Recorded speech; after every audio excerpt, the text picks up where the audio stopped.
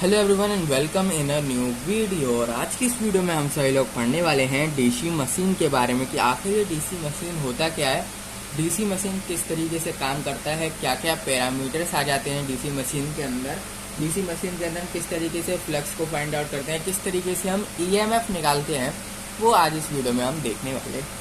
तो first of all हमें जो है सबसे पहले डायग्राम देखना पड़ेगा कि आखिर डीसी मशीन का डायग्राम दिखता कैसा, आखिर डीसी मशीन जो है वो दिखती कैसे है, वो सबसे पहले हम लोगों को यहाँ पर देखना पड़ेगा। आपको क्या करना, सबसे पहले एक सर्कल बनाना सबसे बड़ा, उसके अंदर आपको इस तरीके से आपको चारों तरफ एक प्लेट टाइप से आपको चारों तरफ इस तरीके ना, याद रखना ये इस वाले जो ये कर्व है ना आपका, इस कर्व को कहते हैं यॉर्क या फिर फ्रेम। जो ये वाला गोला है ना, इसको आप क्या कहते हैं, यॉर्क या फिर फ्रेम भी कहते हैं। इससे ये जो लाइन्स है हमारी ये टच नहीं होनी चाहिए। इन लाइन्स को क्या कहते हैं, इन लाइन्स को हम कहते हैं फील्ड। इन लाइन्स को हम क्या कहते हैं, ये जो लाइन्स देख रहे हो ना आप, इसके अंदर ना इस तरीके से बबल्स भी होते हैं गोल गोल, इसको हम कहते हैं फील्ड। इनको हम क्या कहते हैं, फील्ड। ये आपकी बनती है चारों तरफ कुछ इस तरीके से। इसके बाद ना ये फील्ड ज्वाइन होते हैं, एक सर्कल की तरह यहाँ पर फॉर्म होता है, ठीक है। किस तरीके से फॉर्म होता है, एक सर्कल की तरह यहाँ पर ये फॉर्म होता है कुछ इस तरीके से। यार ये थोड़ा सा सर्कल टाइप में नहीं दिख रहा होगा आपको, ये सर्कल एकदम परफेक्ट सर्कल की तरह फॉर्म होता है। और यहाँ पर ना इस तरीके से आपके बबल्स होते हैं, इनको हम कहते हैं, यहाँ पर ये आपके साइड में बबल देख रहे हो ना, इनको हम कहते हैं फील्ड। क्या कहते हैं हम इनको, फील्ड कहते हैं। इसके बाद जो आप ये देख रहे हो ना, चौथ से निकली हुई है, ऊपर प्लेट जैसा कुछ बनना है, इसको हम प्लेट नहीं कहते, इसको हम कहते हैं पोल शू। इसको हम क्या कहते हैं यहाँ पर, पोल शू, POLESHOE। जो प्लेट से दिख रही है ना आपको, इसको हम कहते हैं पोल शू। इसके बाद क्या आता है, इस पर ना हमें यहाँ पर डायरेक्शन बतानी पड़ती है। तो ये होता है ऊपर वाली साइड हमारा नॉर्थ और ये होता है हमारा साउथ, ठीक है, north and south. DC motor के अंदर दो ही होते हैं यहाँ पर हमारे, इसके अंदर फील्ड्स होंगी, दो ही होंगी, एक होती है N एंड S, ठीक है। अब जो यहाँ पर ये तो हमने बात कर ली डिनोशन की, N एंड S का होता है। अब इसके बाद ना बीच में एक सर्कल होता है जो कि क्या करेगा, क्योंकि क्या है, अगर कोई भी चीज रोटेट करेगी तो एक बेस पे रोटेट करेगी ना, अगर इस तरीके से तो इस तरीके से तो रोटेट करेगी, मतलब एक क्या होना चाहिए, एक पूरा बेस होना चाहिए ना, वही बेस का काम ये करता है। ये तो ये जो है ना वही बेस है, इसको हम कहते हैं यहाँ पर शॉ, यहाँ पर SHAF, ठीक है। इसके बाद हमारा जो बाहर की साइड सर्कल दिख रहा है ना, इसको हम कहते हैं आर्मेचर। इससे ये जो आर्मेचर है ना, इससे ये सारी चीजें कनेक्टेड रहती हैं और यही घूमता है, जिसकी वजह से हमारा ये राउंड राउंड रोल करता है। इसको हम क्या कहते हैं, इसको हम कहते हैं आर्मेचर। आर्मेचर के बाद ना इसके अंदर इस तरीके से गोल गोल गोल गोल आपका रहता है, इसको हम कहते हैं, ये जो आप देख रहे हो ना गोल गोल गोल गोल, मैं जो ड्रॉ कर रहा हूँ यहाँ पर सिंपली, इसको हम कहते हैं यहाँ पर आर्मेचर कोर। इसके अंदर का माल जो है ना, इसके अंदर क्या रहता है, कोर रहता है। इसके अंदर क्या है, एक कोर है, इसको हम कहते हैं आर्मेचर कोर। ये जो हमारा ये आउटसाइड वाली लाइंस, ये हमारे क्या कहलाता है, ये तो हमारा खाली आर्मेचर कहलाता है, या फिर आप इसको कह सकते हो आर्मेचर फ्लिप। और इसके अलावा जो इसके अंदर का मामला है, इसके अंदर जो भी चीजें होगी उसको हम कहते हैं, अंदर वाली चीज को आर्मेचर कोर। इससे सारी शिफ्ट से, सबसे पहली बात देखो इसको समझने का तरीका, इसके डायग्राम को, शिफ्ट से सारी चीजें कनेक्टेड रहती हैं। इसके बाद आएगा हमारा आर्मेचर स्लेट। आर्मेचर स्लेट जैसे कनेक्टेड रहेगा, उसके अंदर जो भी चीज होगी उसको हम आर्मेचर कोर कहते हैं। इसके बाद इससे क्या कनेक्टेड होगा हमारा, इससे हमारी फील्ड्स एंड पोल्स, ये वाली जो फील्ड और पोल है ना, कह सकते हो आप, फील्ड कनेक्टेड रहेंगी, फील्ड टू फील्ड कनेक्टेड रहेंगी। क्या रहेंगी, फील्ड टू फील्ड कनेक्टेड। और इसको कवर देगा, इसको सेफ्टी में रखेगा, इसको कवर अप करके रखेगा, ताकि कोई बाहर से फिजिकल डैमेज ना हो सके, कोई बाहर से कोई चीज़ हमारे क्या है इसको डैमेज नहीं कर सके, अंदर के जो भी हमारा फंक्शन है इसको नहीं फिजिकली डैमेज कर दे। इसलिए हमारा जो इसको कवर अप कहते हैं, इस वाली जो लास्ट वाला सर्कल देख रहे हो, इससे कवर अप रहता है, जिसको हम कहते हैं योक, या फिर आप इसको फ्रेम भी कह सकते हो। ये सिंपली क्या करता है, एक प्रोटेक्शन का यहाँ पर काम करता है। और ये एक हमारा स्टैंड के ऊपर रहता है, तो आप इस तरीके से स्टैंड करते हैं, ठीक है। ये हमारा स्टैंड के ऊपर जो है डीसी मशीन पूरी खड़ी रहती है। यही हमारा डीसी मशीन का क्या है, डायग्राम। पूरा डीसी मशीन इसी तरीके से आपका दिखता है। क्या क्या चीज़ें होती है वो सब मैंने आपको इसमें बता दिया। अब हम बात करने वाले हैं कि आप किस तरीके से ईएमएफ कर सकते हो फाइंड, ईएमएफ किस तरीके से ऑपरेट कर सकते हो डीसी जनरेटर के अंदर। ठीक है, ये तो डीसी मशीन का हमने क्या देख लिया, यहाँ पर डायग्राम देख लिया, इसकी वर्किंग आगे देखेंगे। सबसे पहले मैंने बस यहाँ जो इसके लिए ना वर्किंग हम देखेंगे, वो सब देखेंगे। उसके लिए आपको डीसी जनरेटर का बारे में आपको थोड़ी सी नॉलेज होनी चाहिए। अगर आपको डीसी जनरेटर की नॉलेज नहीं है ना, तो आगे जो चीज़ मैं करने वाला हूँ वो चीज़ आपको समझ में नहीं आएगी। जब इसकी वर्किंग बताऊंगा, ईएमएफ वगैरह हमें फाइंड आउट करना पड़ेगा, तो नहीं आएगा समझ में। इसलिए अब आपको यहाँ पर हेडिंग डालना है EMF operation of DC generator. अब डीसी जनरेटर का ईएमएफ ऑपरेशन यहाँ पर देखने वाले हैं। सबसे पहले हम क्या करेंगे, यहाँ पर हमें ईएमएफ निकालने के लिए फ्लक्स की जरूरत पड़ेगी। ईएमएफ बिना फ्लक्स के तो भाई साहब निकलने ही नहीं वाला है। तो फ्लक्स हम यहाँ पर मानते हैं, फाई से हम डिनोट करेंगे किसको, फ्लक्स को। अब ये जो फ्लक्स होता है ना, ये हमारा पर पोल होता है। पोल हमारा क्या होता है, ये कहलाता है पोल। पर पोल अलग अलग होता है, यानी फाई इसका हर पोल का अलग होगा, पर वैल्यू सेम रहेगी, पर हर पोल का अलग होगा। एक पोल का जो है हमारा फ्लक्स, उसको हमने यहाँ पर सिंपली फाई से डिनोट कर दिया, केवल एक पोल का। पोल क्या है हमारा, पोल ये चीज, ठीक है, ये चीज जो होती है ना कर्व जैसा दिख रहा है, ये पोल कहलाता है। सिंपली मैंने यहाँ पर लिख भी रखा है। तो एक पोल की जो हमारी वैल्यू होती है फ्लक्स की, वो फाई हमने यहाँ पर डिनोट कर रखी है पर पोल। यहाँ पर देख सकते हो फ्लक्स पर पोल। और जो इसकी यूनिट होगी ना, यूनिट ऑफकोर्स की बात है वेबर, आपको पता ही होगी, इन वेबर्स। ठीक है, वेबर्स में जो है हम फ्लक्स को यहाँ पर डिनोट करेंगे। फ्लक्स के बाद आएगा एक जेड नाम का वेरिएबल, हम यहाँ डिनोट करेंगे, जो कि हमारा यहाँ बताएगा total number of conductors, total number of conductor in armature. Armature के अंदर कितने कंडक्टर हैं आपके, ये बताएगा हमारा जेड। जेड से हम यहाँ पर डिनोट करेंगे। इसके अंदर जो कंडक्टर्स होंगे ना, बिना उसके तो चलेगा ही नहीं। इसको क्या चाहिए, किसी भी मशीन को चलाने के लिए आपको कंडक्टर की तो जरूरत पड़ती है। कंडक्टर पावर देगा, बाद में जितनी उसको पावर चाहिए वो स्टोर कर लेगा कंडक्टर, फिर बाद में पावर आपको देगा। तो कंडक्टर्स की तो जरूरत आपको पड़ती है। तो जो अंदर जितने भी कंडक्टर होंगे ना आपकी मशीन के अंदर, जनरेटर के अंदर जितने भी कंडक्टर होंगे, जो डीसी मशीन और डीसी जनरेटर है, दोनों का डायग्राम सेम सा ही रहता है। दोनों का डायग्राम क्या रहता है, सेम सा ही रहता है, कोई ज़्यादा डिफरेंस नहीं आता है। तो जो उसके अंदर कंडक्टर्स होंगे ना, उसको हम जेड से यहाँ पर डिनोट कर दिया, टोटल नंबर ऑफ कंडक्टर, यानी जितने भी कंडक्टर हैं उसके अंदर। इसके बाद आता है एक को हम क्या डिनोट करेंगे, number of parallel paths, parallel paths in armature. Armature के अंदर जो भी हमारे पैरेलल पाथ होंगे ना, जितने भी पैरेलल पाथ होंगे, उसको हम ए से यहाँ पर डिनोट करेंगे। उसको हम किससे डिनोट करेंगे, ए से डिनोट करेंगे। इसके बाद आता है हमारा एन, जिसको हम कहते हैं रोटर स्पीड। जो एन है ना, कि हमारा रोटर की, जब देखो मशीन कब चलेगी, जब ये रोल करेगा, यानी गोल घूमेगा, जब तो चलेगी। और जब ये गोल घूमेगा तो उसकी कुछ ना कुछ स्पीड होगी, उसी स्पीड को हमने यहाँ पर एन कह दिया, और उसी स्पीड को हम रोटर स्पीड बोलते हैं। क्योंकि क्या कर रहा है, गोल घूम रहा है, रोटेट कर रहा है, इसलिए इसका नाम रोटर स्पीड रख दिया है। तो जो रोटर स्पीड होगी वो हमारी आरपीएम में होती है। ठीक है, रोटर स्पीड जो होती है ना, वो हमारी आरपीएम में हम मेजर करते हैं। इसके बाद आता है हमारा पी होता है हमारा number of field poles, number of field poles. P जो हमारा पोल्स है ना, कितने पोल्स हैं इसके अंदर, वो सिंपली हमारा पी डिनोट करेगा, कितने नंबर ऑफ फील्ड पोल्स।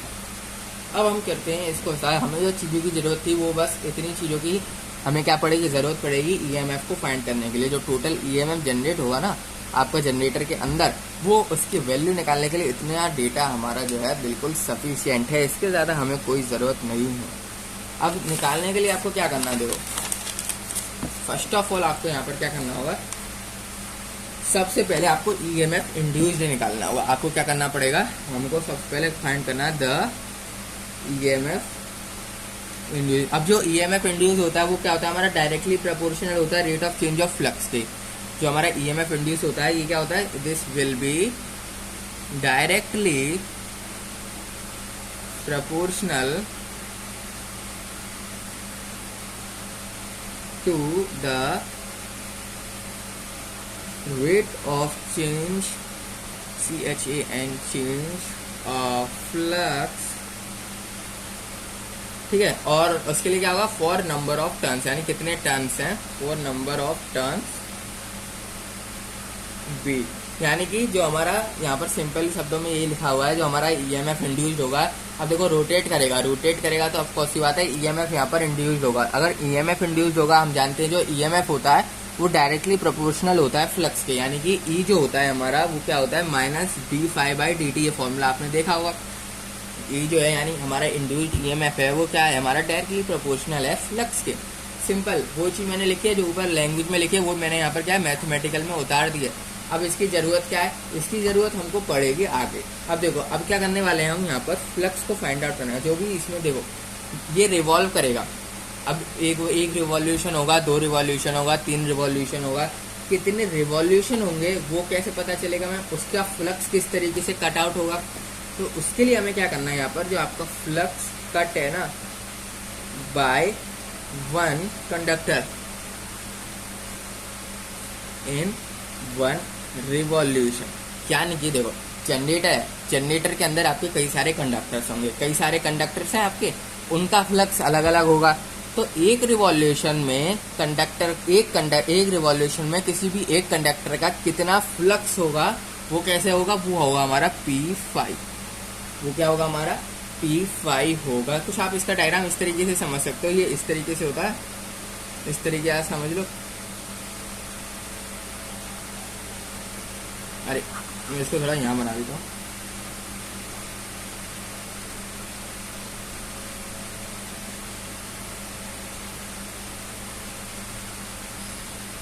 ठीक है, तो आपका जो जनरेटर का फॉर्म है ना कुछ इस तरीके से आपका दिखता है। मैं कह रहा हूँ बिल्कुल सेम दिखता है, कोई भी डिफरेंस नहीं होता। जो हमने मोटर का डायग्राम बनाया था ना बिल्कुल सेम वही रहता है।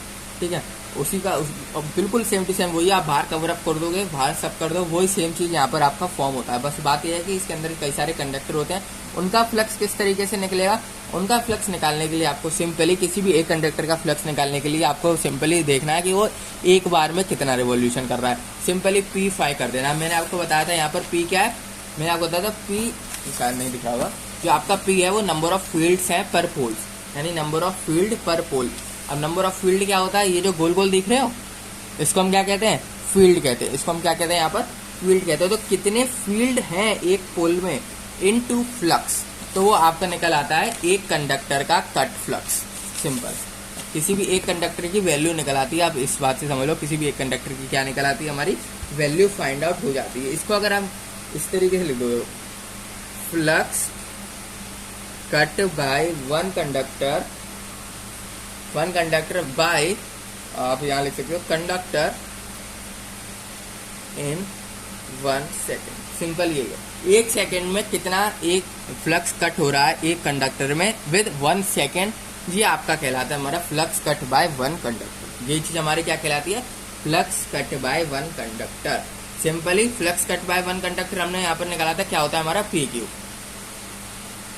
क्या होता है हमारा सिंपली यहाँ पर PQ। इसके बाद आपका मल्टीप्लाई करोगे अगर आप नंबर ऑफ रिवॉल्यूशन पर सेकेंड से, नंबर ऑफ रिवॉल्यूशन पर सेकेंड, अगर आप क्या करते हो कट फ्लक्स जो भी आपका है 1 कंडक्टर का कट फ्लक्स, देखो 1 कंडक्टर की कट फ्लक्स की वैल्यू किस तरीके से आएगी, P5। P क्या है, नंबर ऑफ फील्ड, जो भी आपके इसके अंदर फील्ड्स लगे रहते हैं, ये कितने इंटू 5 कर दो, इंटू क्या कर दो आप 5, यानी फ्लक्स का मल्टीप्लाई कर दो, आपका सिंपली फ्लक्स का कट निकल आएगा एक कंडक्टर का। याद रखना, एक कंडक्टर का निकल के आएगा। उसको अगर आप मल्टीप्लाई करते हो नंबर ऑफ रिवॉल्यूशन पर सेकेंड से, अगर आप उसको मल्टीप्लाई करते हो नंबर ऑफ रिवॉल्यूशन पर सेकेंड से, यानी एक पर सेकेंड से रिवॉल्यूशन को मल्टीप्लाई करते हो नंबर ऑफ रिवॉल्यूशन पर सेकेंड से, तो जो आपका आंसर निकल के आता है, जो आपको फॉर्म होता है वो सिंपली क्या होता है। अब नंबर ऑफ रिवॉल्यूशन पर सेकेंड मैंने आपको बताया था n से डिनोट किया था, पर यहाँ पर एक बात ध्यान देने की, ये n/60 होगा।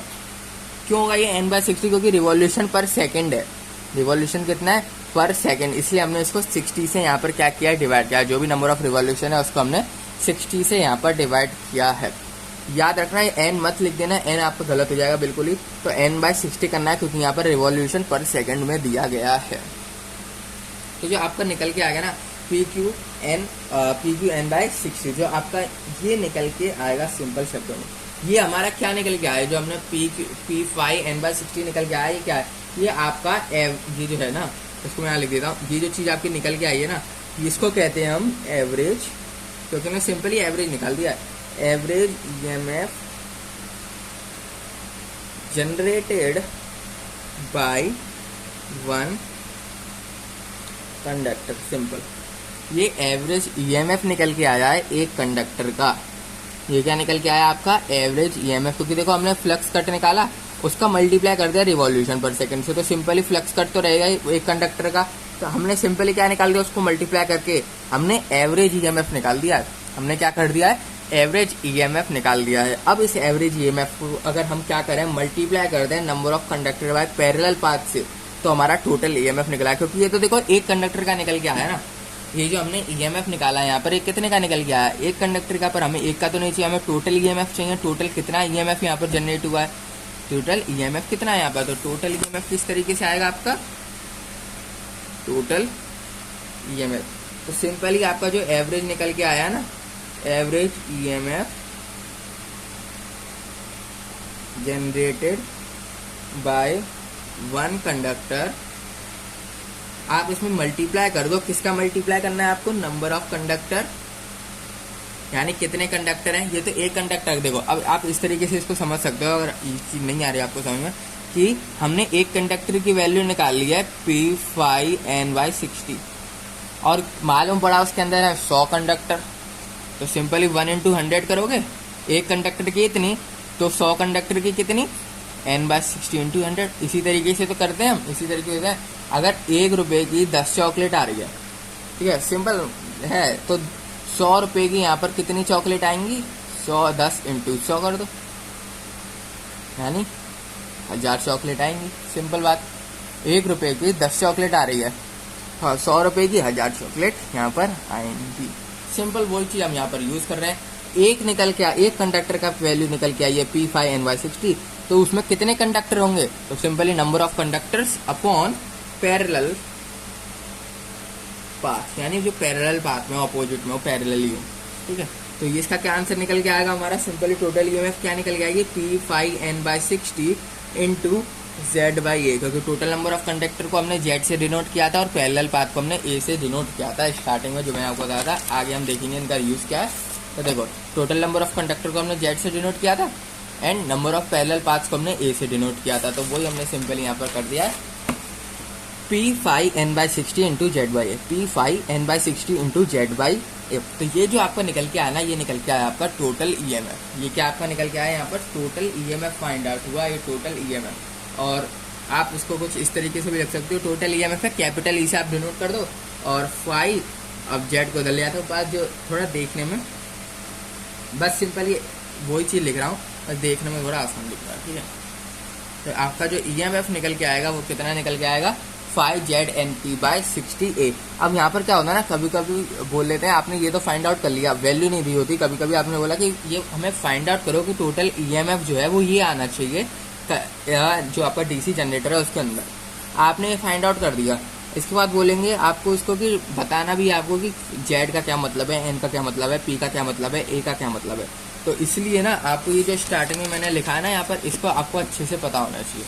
तो स्टार्टिंग में मैंने आपको लिखा है ना 5ZANP, इनका मतलब क्या है, तो ये चीज़ आपको जो है बिल्कुल अच्छे से पता होनी चाहिए। अगर ये अच्छे से आपको नहीं पता होंगे ना, तो आप यहाँ तक नहीं पहुँच पाने वाले हो कैसे भी करके, ठीक है।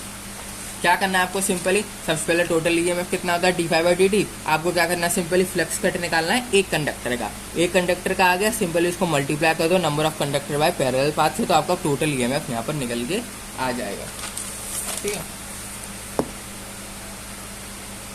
अब देखो फॉर गिवन मशीन, जो हमारे पास मशीन गिवन होगी जिसमें हमने ये सारी चीजें फाइंड आउट करी हैं, उसमें हमारी इनमें से कई सारी चीजें होती हैं कांस्टेंट। कई सारी चीजें क्या होती है कांस्टेंट, यहाँ लिख देता हूँ, for a given machine Z एक तो कांस्टेंट होता है, एक हमारा पी कांस्टेंट होता है, ए कांस्टेंट होता है एंड 60 आर कांस्टेंट। अब देखो कांस्टेंट बोलना इसका मतलब क्या है, इनकी वैल्यू पहले से फिक्स है, इनकी वैल्यू देखो ए क्या होता है हमारा पैरेलल पाथ, पहले से वैल्यू फिक्स होगी, कितने आखिर उसकी जो हमारी मोटर है, जो हमारा जनरेटर है, उसके अंदर कितनी पैरेलल पाथ होंगी, पहले से फिक्स होंगी, बाद में चेंज तो नहीं हो सकती। जो हमारा पी है यहाँ पर, यही क्या होगा, हमारा पहले से फिक्स होगा। हम पी को क्या बदल सकते हैं क्या, जो हमारे पी है इसको हम क्या चेंज कर सकते हैं, नंबर ऑफ फील्ड्स पोल्स को हम चेंज कर सकते हैं। जो हमारा इस तरीके से रहता है पोल्स के अंदर, तो क्या पता आप इसको चेंज कर सकते हो। अगर यहाँ पर 10 हैं तो 10 ही रहेंगे ना, बाद में आप एक्स्ट्रा ऐड करोगे जब भी तो बढ़ेंगे। बिना अगर आप एक्सटर्नल कंडीशन कुछ नहीं लगा रहे, मशीन एज इट इज है, तो उसमें तो चेंज होने वाले नहीं है। तो ये भी अगर 10 है तो 10 ही रहेंगे। तो ये क्या रहेंगे, ये भी हमारे क्या होते हैं, कांस्टेंट होते हैं। तो इसलिए पी भी हमारा कांस्टेंट। अब बात करते हैं जेड के नंबर ऑफ कंडक्टर्स भी कितने होंगे इसके अंदर, 100, 200, 10, 20, जितने भी कंडक्टर होंगे वो पहले से जितने हैं उतने ही रहेंगे ना। हम चेंज बढ़ेंगे या घटेंगे तो नहीं प्रोसेस के दौरान। जब वो रोटेट करेगा, जब आपका जो मोटर है वो रोटेट करेगी, तो हमारा क्या होगा, पहले जितने कंडक्टर हैं उतने ही रहेंगे, ज़्यादा भी नहीं होंगे ना कम होंगे। सिंपली तो ये सारी चीज़ें हमारी क्या होने वाली हैं, कांस्टेंट होने वाली हैं। इनमें कोई भी चेंजेस नहीं आने वाला है। अगर ये सारी वैल्यू हमारी जो कांस्टेंट होंगी ना, तो जो आपका ई होगा वो हमारा सिंपली कांस्टेंट है। हम अब देखो, हम जानते हैं कि जो चीज़ें कांस्टेंट होती हैं, अगर इतनी सारी चीज़ें कांस्टेंट हैं तो इनको मिला के हम एक नया कांस्टेंट फॉर्म कर सकते हैं। हम इनको मिला के एक नया कांस्टेंट क्या है, हम फॉर्म कर सकते हैं। एक नया कांस्टेंट हमारा बन जाएगा। उस कांस्टेंट को सिंपली मैं के नाम दे देता हूँ, स्मॉल के, ठीक है, स्मॉल के नाम दे दिया। तो देखो ये सारी चीज़ें यहाँ पर हो गई कांस्टेंट।